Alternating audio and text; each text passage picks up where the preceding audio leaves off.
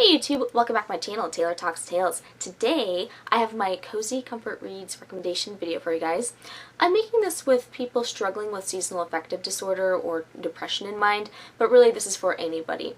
Anyone who wants something cozy, comforting, some good escapism, or just a good story, this is for you guys.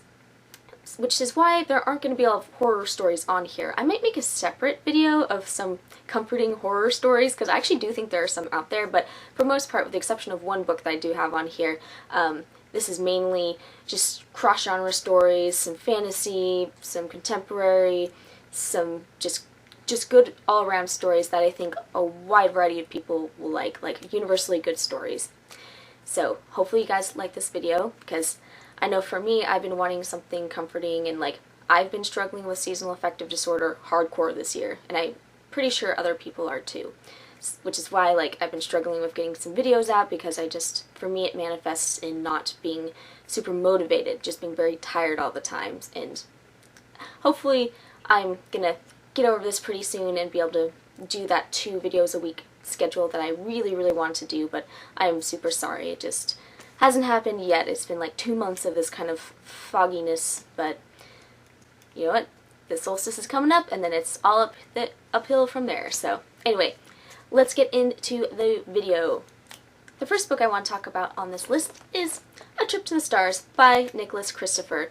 This is actually one of my most read single books ever. I absolutely adore this novel. I think it is, if I'm going to recommend something to somebody without really knowing their background in books and just want to recommend a really nice and enjoyable story, I would probably pick this one, because there's so much to it.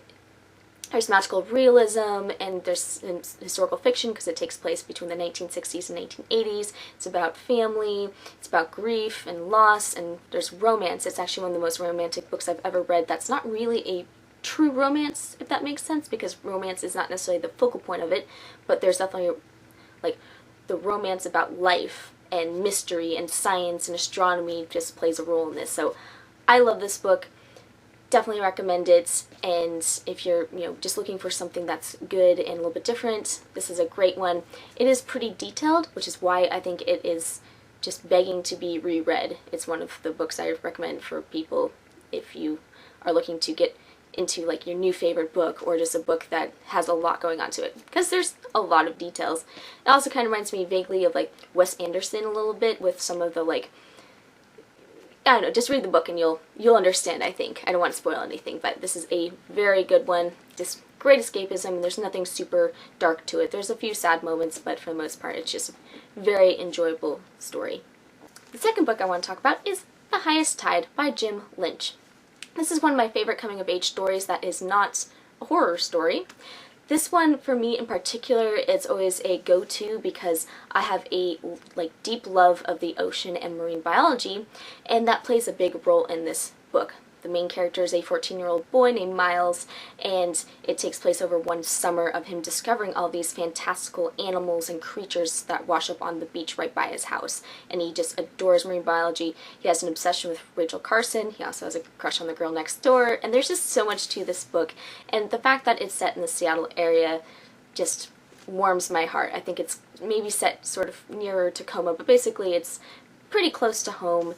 And when I first read this book, I was Miles's age, almost exactly. So for me, I just connected with him, and I oftentimes reread this in the summer.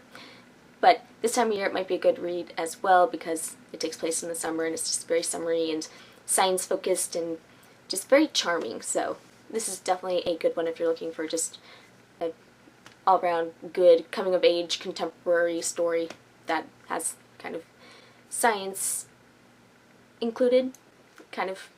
It's not science fiction, but there's just a lot of marine biology love in this, and so I definitely recommend this one. This next one is definitely science fiction, and that's The Martian by Andy Weir.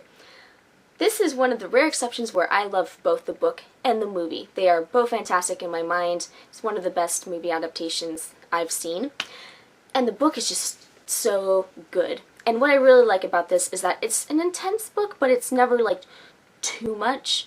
And it can be a little bit of a nail-biter at times, but I just love Mark Watney as a character. I just love how positive he is, and he's all about oh, there's a problem, I'm gonna fix it. And sure, he has his moments where he gets a little bit down, but it's not for very long, and he just keeps on going. There's definitely some very funny quotes in this. There's one about duct tape that I just find hilarious, and it's just a fantastic survival story. And if you aren't familiar with this one, even though it's a very popular book, pretty much it's about a astronaut who gets stranded on Mars, and he needs to survive long enough for a rescue team to come and pick him up. Awesome story, and great escapism, and kind of the type of science fiction that's very accessible and enjoyable. And I've also reread this a bunch because it's just one of those amazing, compulsively rereadable books. The next book I have is a fantasy young adult story, and it's The Blue Girl by Charles DeLint. Now, I could have chosen any Charles DeLint book for this video because Charles DeLint, he's a Canadian author. He writes mainly like urban fantasy or like some portal fantasy, that kind of pretty much like fantasy set in our world, and he incorporates so much mythology. It's fantastic. You should definitely check him out. I should probably make a video on him actually. His books are just very cozy and comforting. It's almost like going into a cottage in the woods, getting in a nice cozy bed with a quilt and drinking chamomile tea, and then reading a book by him. But I chose this one because this features one of my favorite female friendships in all of fiction, especially YA fiction. There's a very positive female friendship in this, and it's just very, I don't know, I really like the main character, Imogene, and she, basically the story ends up, she moves to a new town, and all of a sudden her imaginary friend actually comes to life, and suddenly there's fairies and ghosts, and there's all kinds of magical creatures in this, and then she has to team up with a girl at school, and they become friends, and they're trying to combat this, and it's so much fun. And so Charles DeLint mostly writes books for adults, but sometimes he'll write some YA fiction. This is one of his YA stories, and it's his best YA story in my opinion, and I definitely think you guys should give it a shot, especially if you're looking for something that isn't too intense. This definitely is not a super intense book, but it's still very readable and very enjoyable. So give this one a shot, and also just give Charles DeLint a shot as well. I'm definitely going to make a video on some of his best ones. These next two are part of a series, so I'm just going to talk about the first one, but it's the Strange the Dreamer duology. So we have Strange the Dreamer, and then we have the second book, which is Muse of Nightmares, and just look at these lovely covers. So Strange the Dreamer, I love this story. It has some gorgeous writing, very beautiful. It also is an homage to the love of stories and libraries, and like mythological places suddenly become real, and oh, it's great. And there's also some romance and love in this, but it's, to me, I liked it because it just felt right in the story, and because the story is just so beautifully and beautifully done and well done that, you know, I got into it. And I rarely read romance. This is my kind of romantic book, I would say. Pretty much we follow a gentleman named Laszlo, and he grew up an orphan, and he was raised kind of by these monks in this library, and he remembers this city that nobody else remembers, and he thinks that it must just be mythological and it must just not be real.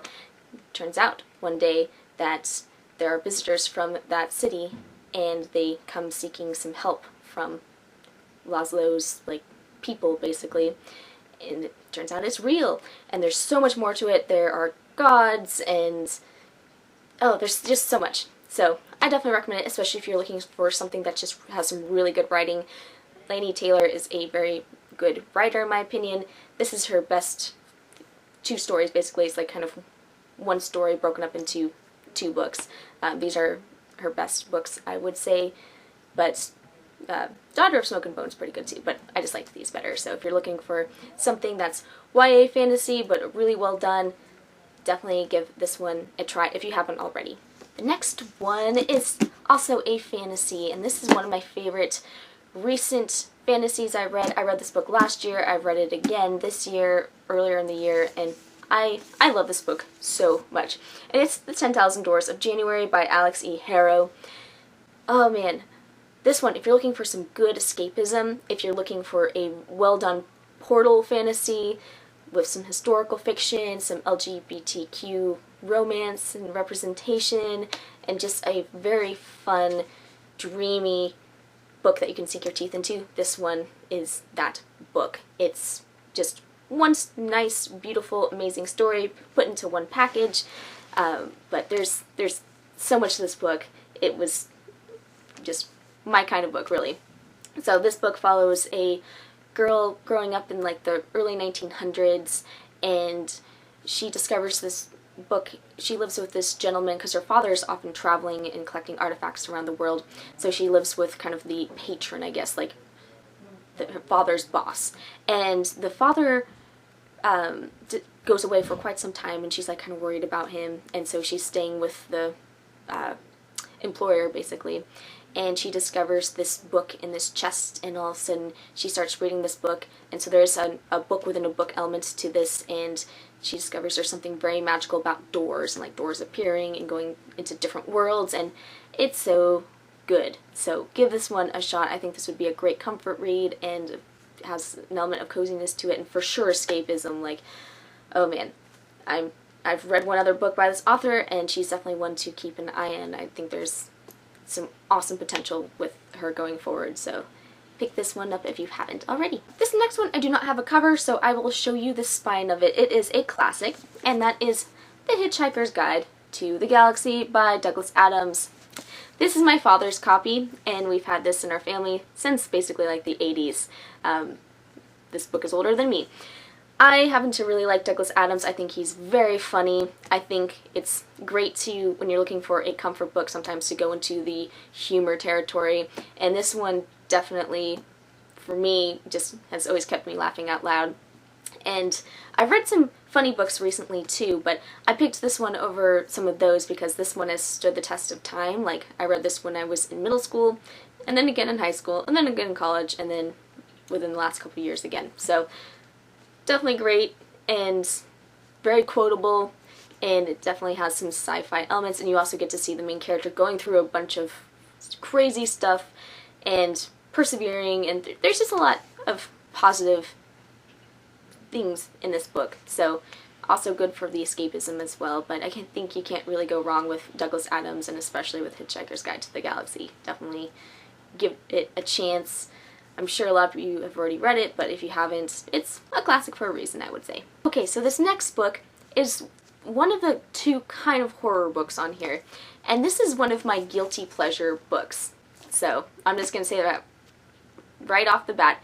I really like this book. I can't objectively review it because I really liked it at a young age, and as an adult I still really enjoy it, but it may not be the best book. But I had fun with it, and it's The Season of Passage by Christopher Pike. This was his book written for adults. So it's an adult book. It's not really like adult by like today's standards, and especially the fact that I think this was written in like the late 70s. I actually felt like it was pretty forward thinking at the time because the main character is a female astronaut, and I don't know, when you read it, it'll be interesting. Like, there's definitely some things that are a little bit dated, but for most part I think you can still enjoy it as an adult. Pretty much this follows our main character. She's a female astronaut, and she ends up going on this mission to Mars, and I don't want to give too much away, but there's something on Mars that, you know, is not great. And there's also like this weird like fantasy element to it that I know one person I recommended this to felt was a little jarring. I thought it was kind of fun. Again, I wasn't really focusing on the science of this book. I just was focusing on the science fiction and fantasy elements, and I liked those, and the fact that it genuinely is pretty creepy. There were a couple scenes that gave me some chills, especially as a like teenager when I read this. It definitely was pretty spooky at the time. So if you're looking for something that's kind of spooky but maybe a little bit cheesy and a little bit hokey, and you're just kind of, or especially if you're like a fan of Christopher Pike books and are very nostalgic towards those, this might be a good one to try, because there's just, I don't know, there's just something about this book that is sort of a go-to book for me, and I know some other people really like it as well. It is pretty rereadable too. Just know it's, you know, it's a Christopher Pike book, so don't expect it to be like the best thing ever written, but it certainly is fun and entertaining. My other guilty pleasure that I wanted to share, because I think these are also super comforting and cozy for me in particular, they are the Blue is for Nightmares series. This is a young adult series. This is about as close as I got to being into like a super paranormal series. These aren't paranormal romances, they're just more like YA stories about like witches and stuff. So I'll talk about the first book because I don't want to spoil the other books in the series, but Lori Faria Stolars has written some other different books, including Welcome to the Dark House, and that was actually pretty good too. In fact, I almost thought about putting it on this list, but this is my like go-to. I want to be super honest with this list, so this is one of my go-to books, the whole series really, and because the books are very short and they are like written in a, you know, not very small print at all, I can just blow through these like one book in one evening practically. So they're comfort books. This introduced me into paganism, and because the main character is a Wiccan, and in middle school I was all about witches, and I still grew up to be somewhat interested in the pagan path. So even though I'm not Wiccan, I'm pagan-ish. And this series like introduced me into that concept, and I really liked that there's a mystery element to it, because basically our main character, Stacy, she is having dreams and nightmares and actually wetting the bed for whatever reason as a 17-year-old, and she's at a boarding school, and she's having dreams about her best friend dying, so she's trying to prevent her best friend from dying, but also dealing with teenage stuff, and also just being a teenage witch in like a realistic way. Like, she's not going up on broomsticks and stuff, she's just Wiccan and has some powers of like prophecy and whatnot. But this is a fun series. I love it so much, and I don't know if it holds up or not. So when you go into it, just don't be mad at me if you don't really care for these books, but I know at least teenagers will probably like it, and if you're not like super critical of YA books and you're just looking for a good time, these are pretty fun, especially if you love witches. You gotta check these books out. So hopefully you at least give these ones a shot. Keep an open mind. So one thing I really like to do when I'm seeking out comfort books is reading some books from my childhood. There are several I could have chosen from, but I ended up picking Wait Till Helen Comes by Mary Downing Hahn. I love Mary Downing Hahn.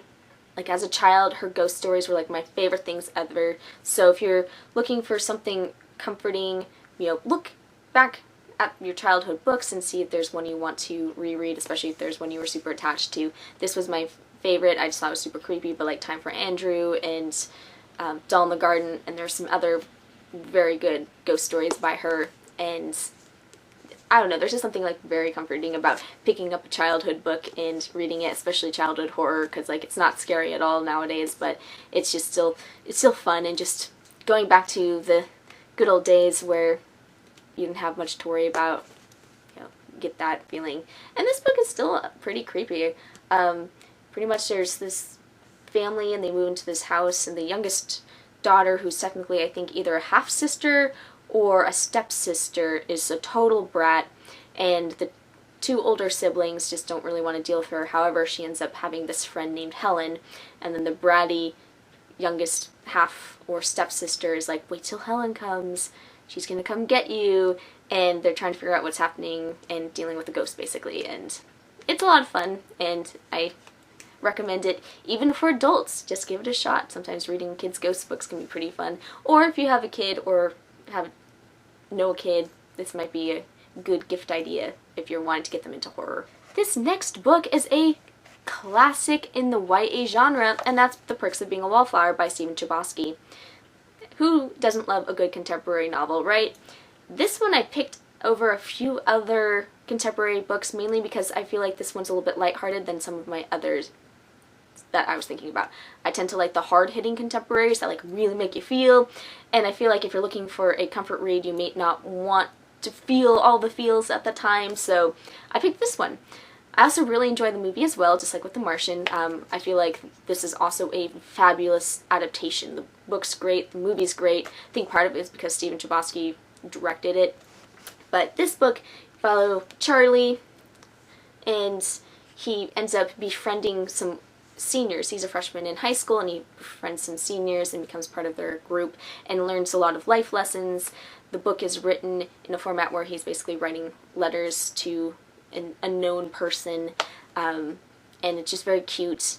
It has a couple difficult subject matters in certain areas, but for the most part I still feel like it's a pretty comforting book, very positive, and it made me wish that I had friends like this in high school, or even friends like this now. They go on these fantastic outings and they have heart-to-hearts and there's a little bit of romance, and it's just a very sweet, very good book. So I definitely recommend this. I know a lot of people have probably already read this book, but if you haven't, I think it's worth a shot. I think it's one of those well-loved books that is worth the hype. Next up, this is actually a book series. I will show you all three, but I'm only going to mainly talk about the series as a whole in the first book. But that is the Wayfarers Trilogy, which I think is now technically just a series because there's a fourth novella to it. But we have The Long Way to a Small Angry Planet, A Close and Common Orbit, and Record of a Spaceborne Few. All of these by Becky Chambers. Now, my personal favorite is still The Long Way to a Small Angry Planet. If you are looking for some fantastic escapism fiction, right here you go. I feel like a vast majority of people will really like this series because it's kind of a soft sci-fi. It definitely has some space opera elements to it, but it is just very cozy. That's definitely the word I would describe as cozy science fiction, because it's really about the characters rather than the space travel. But the universe and the world that she builds is fantastic. I loved all the aliens. Like, I was just enamored with them. They are fantastic, and just some of them are just very heartwarming and charming. And in fact, I describe the series also as charming.